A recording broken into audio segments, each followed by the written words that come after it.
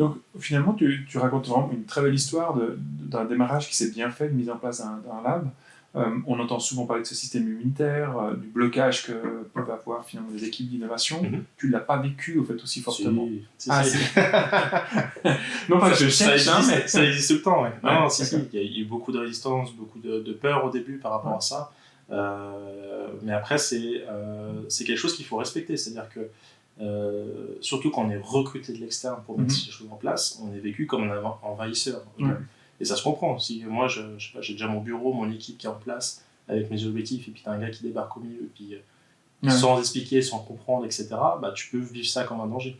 D'où cette partie accompagnement du changement qui est hyper importante. Puis souvent, l'innovation, c'est ce qu'on oublie, c'est que l'innovation, comme je rebondis sur ce que tu disais, la partie digitale, les gens voient ça comme quelque chose de très tech, mais en fait, à la fin, et le fond du changement, c'est de l'humain. On va arriver avec une nouveauté, il faut accompagner les gens qui comprennent pourquoi l'innovation ou cette nouveauté est une valeur ajoutée pour eux, pas un danger, comment ils peuvent l'utiliser, etc. Puis c'est vraiment de l'accompagnement au changement. Et les 6 premiers mois, c'était vraiment ça. Entre la théorie, pourtant, on a une direction qui était hyper convaincue là-dessus, tout le monde sait que c'est ce qu'il faut pour l'entreprise, etc.